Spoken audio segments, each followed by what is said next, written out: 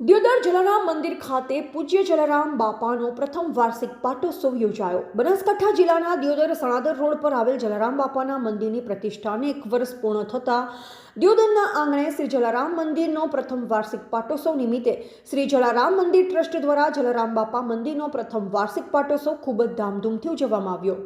સંવત 2080ના ફાગણ સુદ પાંચમને ગુરુવાર તારીખ 14/3/2024ના રોજ શ્રી જલારામ મંદિર ટ્રસ્ટ દ્વારા આયોજન કરવામાં આવ્યું, જેમાં સવારે 38 કલાકે જલારામ બાપાના મંદિરે યજ્ઞ, સવારે 10:30 વાગે ભવ્ય શોભાયાત્રા મામલતદાર કચેરીથી નીકળી જલારામ બાપાના મંદિરે પહોંચી હતી, જ્યાં 12:39 ધ્વજા ચડાવવામાં આવી, મહાઆરતી કરવામાં આવી। બપોરે અને સાંજે ભોજન પ્રસાદ તેમજ આનંદના ગરબાનું સુંદર આયોજન કરવામાં આવેલ, તેમજ સાંજે જલારામ બાપાના ભજન કીર્તનનું આયોજન કરાયું હતું।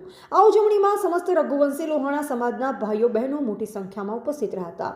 બ્યુરો રિપોર્ટ અનુપ ઠાકોર, ક્ષત્રિય જ્યોત ન્યૂઝ, દિયોદર।